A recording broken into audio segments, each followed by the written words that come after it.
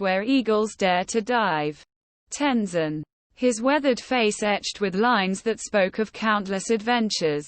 Merely chuckled. The eagle's nest lies beyond those peaks. Young Kai. And the feather of the great golden eagle. Well, that's a prize worth a little discomfort. Wouldn't you say?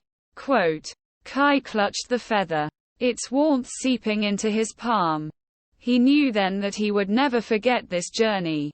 Or the lessons he had learned on the mountain where eagles dared to dive. Kai wasn't so sure. He'd heard the stories. Of course. Every young boy in the village dreamed of possessing a feather from the great golden eagle. A symbol of courage and strength. But the journey to the nesting grounds was treacherous. A winding path through treacherous ravines and over slippery glaciers. They started their ascent. Each step a battle against the thinning air and the biting cold. Days blurred into nights. They slept under the diamond-studded sky. The silence broken only by the howl of the wind and the distant rumble of avalanches. Kai's initial fear morphed into a quiet determination. He would not disappoint Tenzin. Nor would he surrender to the mountain. Finally, after what felt like an eternity, they reached the base of the final peak. A sheer rock face, smooth and unforgiving, stood between them and the goal. This is where the climb truly begins, Tenzin said, his eyes gleaming with excitement. With ropes and piton, they slowly inched their way up. Kai's arms burned. His lungs screamed for air. But he kept climbing. He thought of the feather, of the respect it commanded.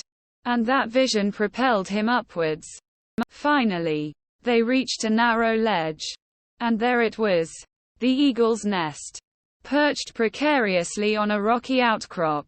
A magnificent golden eagle. Its wingspan wider than a man was tall. Watched them with sharp, intelligent eyes. Tenzin held up a hand. His face solemn. We take only one, Kai. And we leave an offering in its place.